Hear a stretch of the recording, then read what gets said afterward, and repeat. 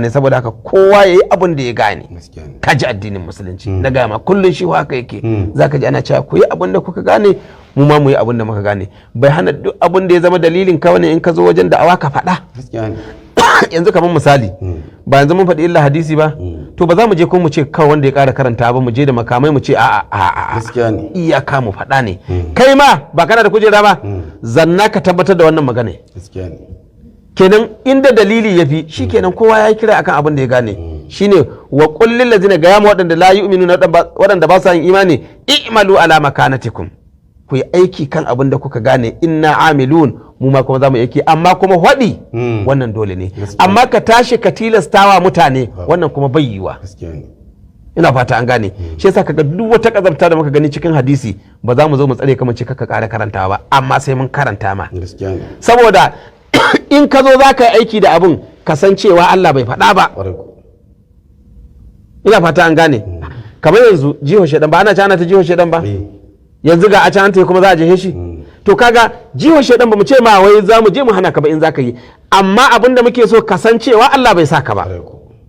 Kuma ga su ma yanzu da suka ji matsi malaman sun ce a'a ai ba jihar shaidan ba ne, ai an yadda wurin ba wai shaidan ba ne, a'a sai yanzu da kuka ga uwar bari.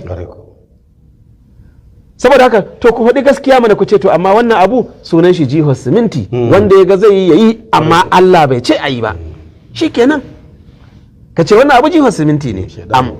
Yawa shaidan kuma ai shi shaidan Allah ya gaya maka allazi waswisu fi sudurin nas min aljinnati wan nas. Shi shaidan innahu yarakum huwa wa qabiluhu min haythu la tarawnahum, kuna ganin shi ne, yana ganin ku ne amma ba ku ganin shi. To yanzu da suka ji matsi sai suka ce to waye ce maka dama shaidan ne ake jiwa. To alhamdulillah, wato mun yi nasara kenan, yanzu kun yadda ba shaidan din bane. To yanzu ku yi ma mutane bayani ku ce jihar siminti ne, sunan abun nan jihar siminti, sannan kuma Allah bai faɗa ba, bai ce zai ba da lada ba, wanda ya ga zai yi ga dai siminti ga dutse yana iya jefawa, amma Allah bai ce ba. Shi kenan kuma da gaskiya magana ta kare, wanda ya ga yana sha'awa ya je. Yanzu nan ɗin ma ba ana jiwa ba, ko ba ga yara suna jehe-jehe ba? Ana yi sosai. To ai kaga ba su ce ma lada suke samu ba. To shi ma wancan ku ɗauke shi matsayin haka, ku ce duk wani dattijo da yake sha'awa ya jehi siminti ga siminti nan, amma bai daga cikin ibada. Shi kenan ko magana ba za mu yi ba. Ina fata an gane.